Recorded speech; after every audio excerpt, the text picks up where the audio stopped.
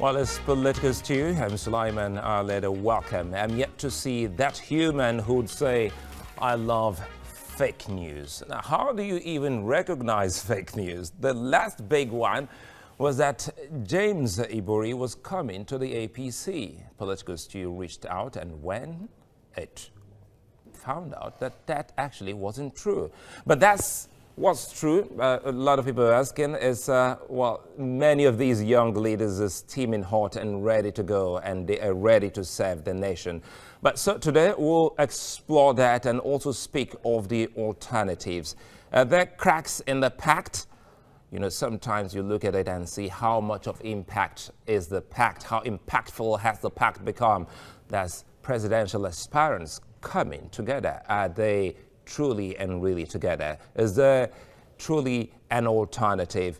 You can watch us live online on the go at tvcnews.tv/streaming. We're also live on YouTube, TVC News Nigeria Live, and on youtube.com/political stew.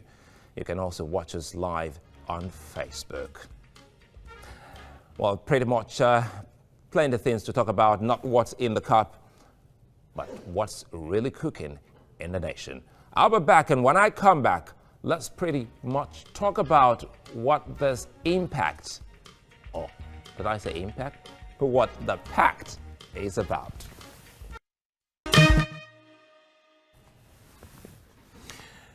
Now we're looking at what exactly this is about. Talking about the pact, we have one of the presidential aspirants here joining us live, who is also an economist, Tope Fashua. He's the presidential aspirant for the ANRP. Good to have you join us on Political Stew. Thank you. It's great to be here. Well, I'm so excited that you could make it. First, one of the things that I thought we were going to look at, first we'll talk about the pact, but I also have something I'll be pulling out of the shelf pretty much later. But again, tell us what this pact is about. We saw you and the others come together to choose a particular candidate. Right. Well, pact is actually it's an acronym. Is an acronym. Is the rave of the moment. You know, everybody's talking about pact and so on. It's presidential aspirants coming together. You know, pact. Very compact name, you'd say. And so under the pact, we had about, at its peak, about 16 presidential aspirants. You know, coming together to say, Nigerians wanted us to bring just one person, you know, for whatever reason, you know. But I think the thinking of Nigerians is that it's easier if we don't split the vote, and if we could agree on one person that we could just focus on and all of that.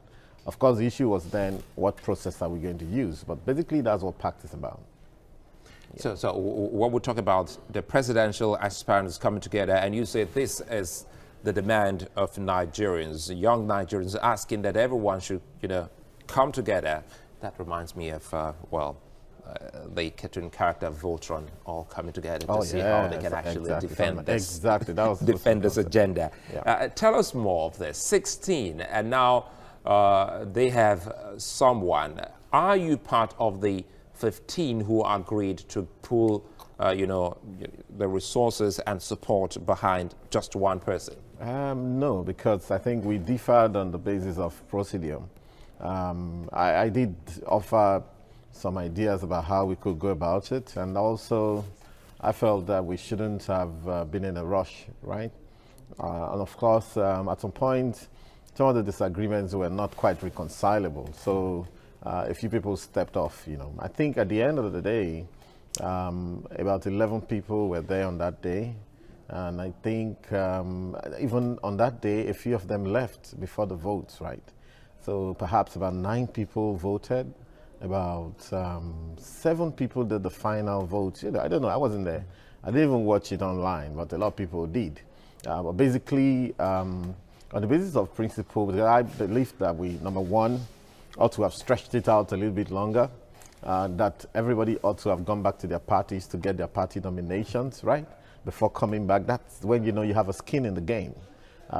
If you don't even have a party, or or you're not sure that your party is going to even choose you at the end So of you're the day. saying, sorry to cut you. So you're saying they should have gone into, the primaries of their political party to come out as candidates, flag bearer of such political parties before they come for this. They also have carried the political parties along. Otherwise, you're just kidding, right? Because the person, like you gave that great analogy of the Voltron, right?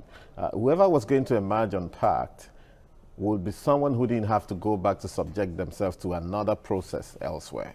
It was just a case of we're giving the final baton to someone who's going to race to the finish, right? So it's a case of what if you don't get a ticket? Absolutely. So what if you don't get it? Now, what if the person that they chose, I didn't choose, doesn't get a ticket on his platform? I mean, that means it's a great waste of time.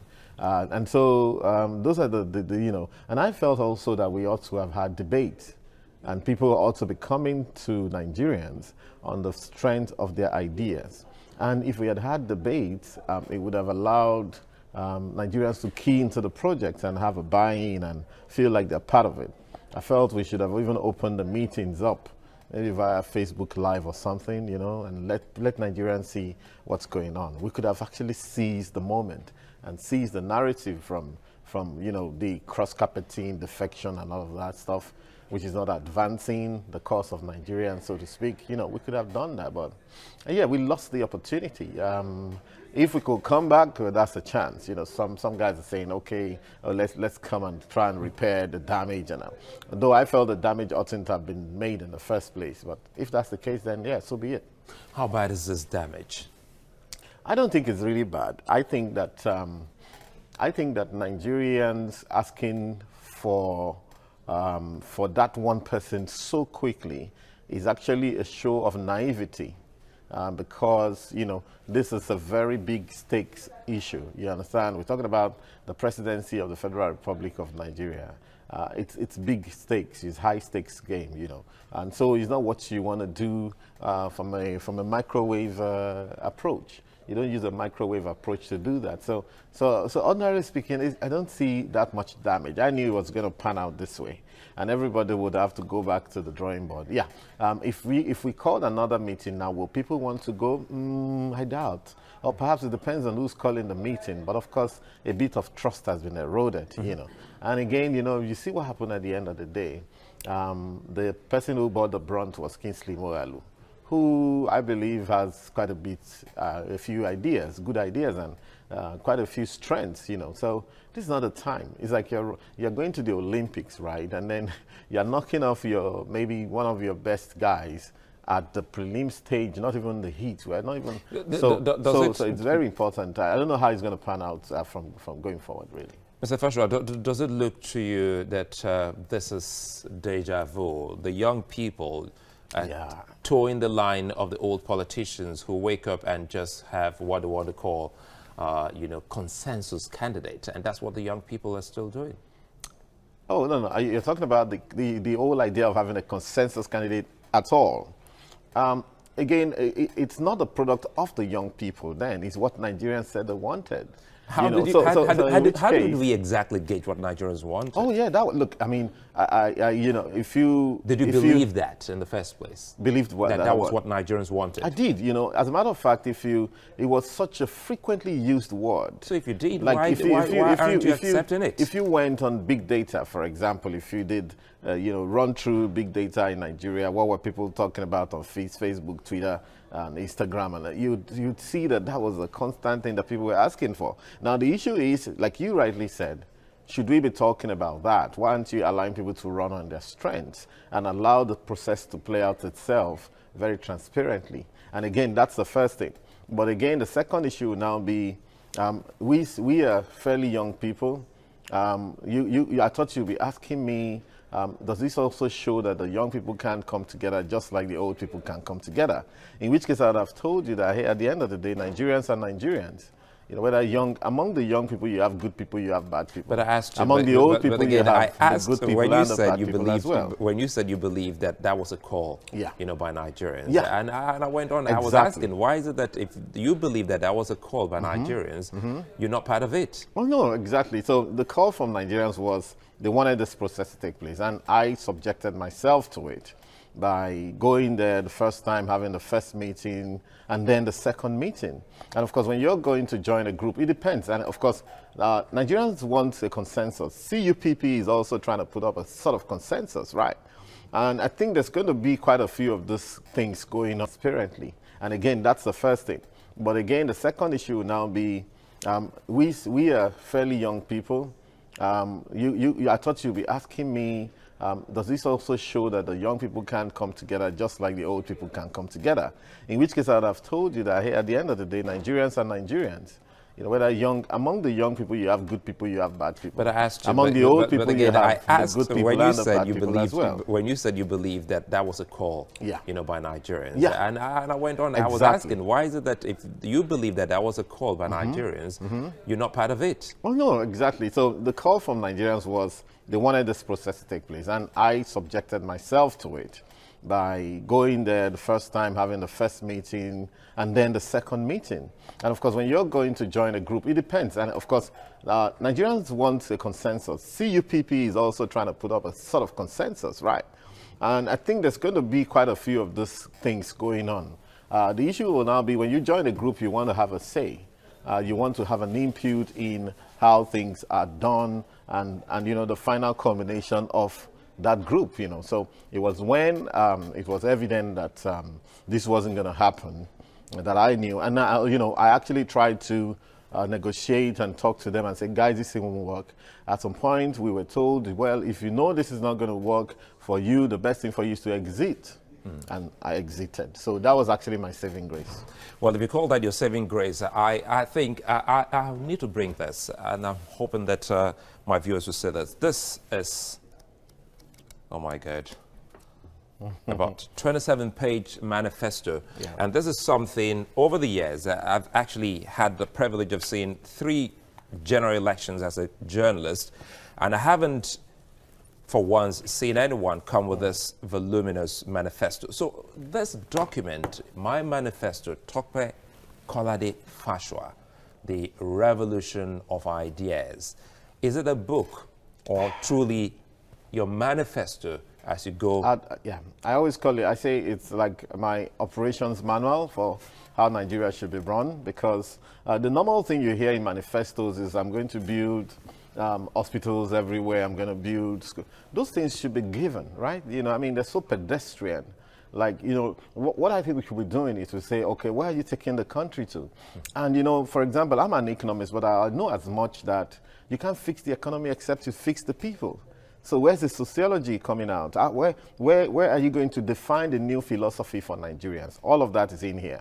And it's replete with a lot of infographics and so on. Because, for example, I'm not just saying I'm going to do this. I'm also saying, okay, where do we find the money? Then I take you through how we can rejig the system, what kind of taxes we should be getting, how it's done elsewhere, you know, and all of that stuff. You know, so I see it as an operational manner because, again, what young people like me are bringing forward, and what I particularly am bringing forward, is basically a fact and figures-based kind of governance, right?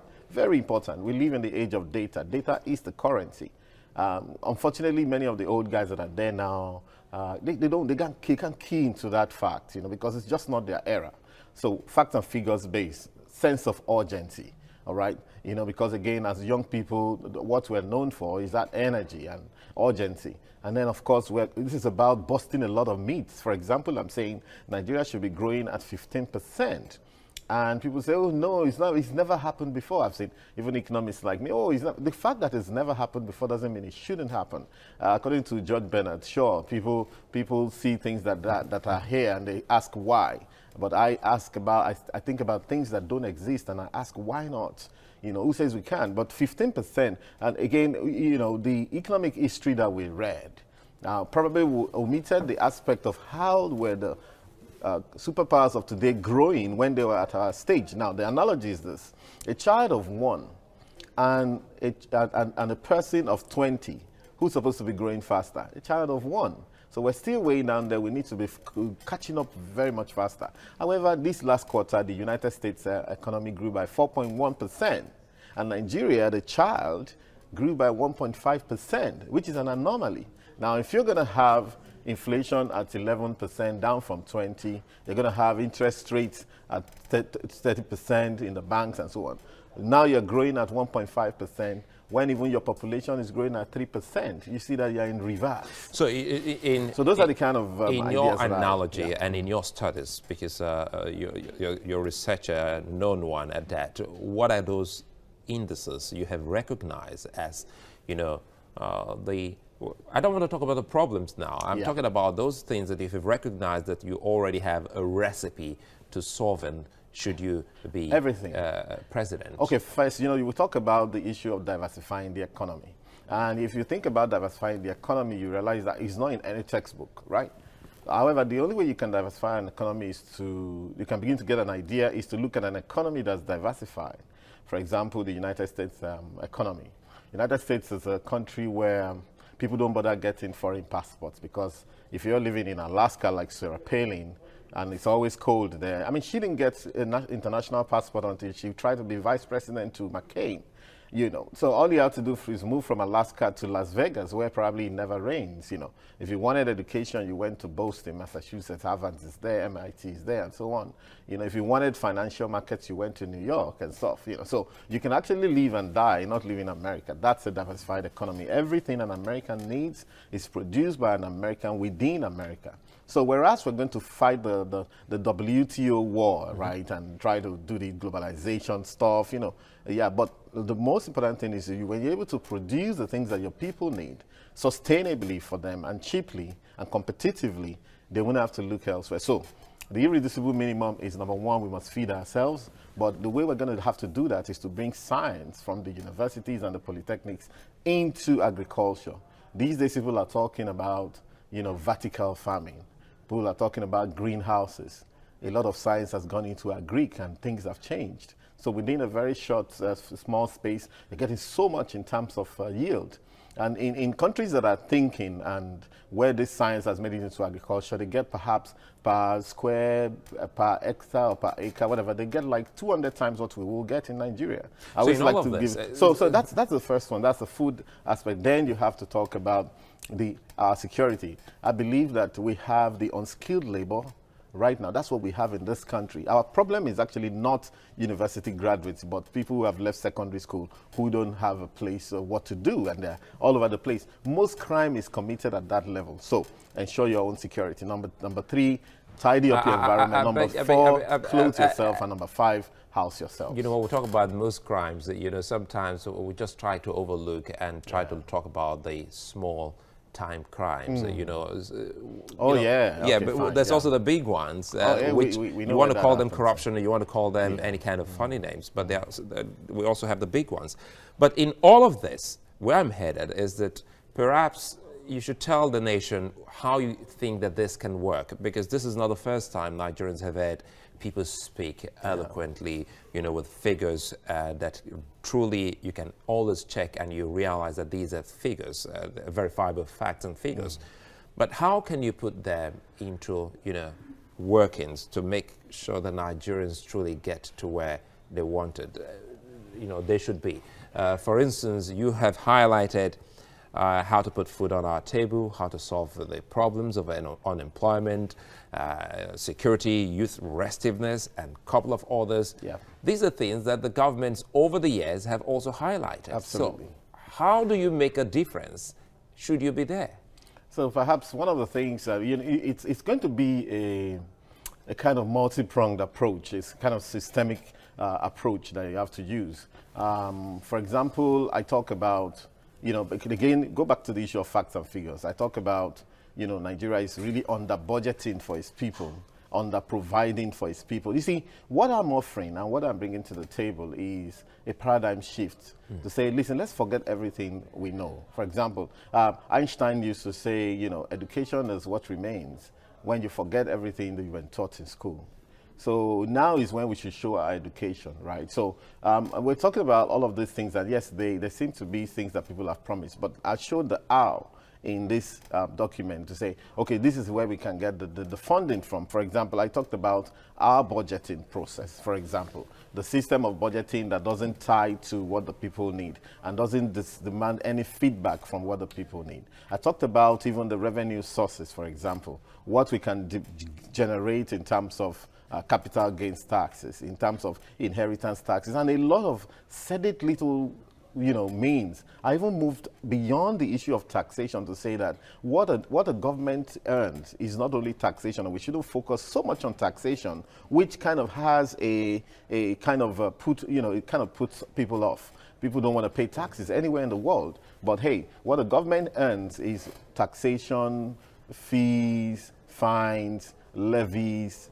duties, and all of this. On all of those fronts, we are losing money in the country. So if we can plug the holes in all of this, if we can mainstream, and I know that there are embedded interest and all of that, which are ensuring we don't get what we need to get in those areas. If we can mainstream all of this, we're going to be generating the funds to do these things. However, the part of the paradigm shift we need to attain is also to understand that the next level of growth for this country is actually in the rural areas and in the local governments. So if we need to kind of be intervening at that level in order to bring out a spot of growth for this country. I'm really hoping that we can keep this conversation going. Many thanks for finding time to join us and for shifting your flight to making it to our political kitchen.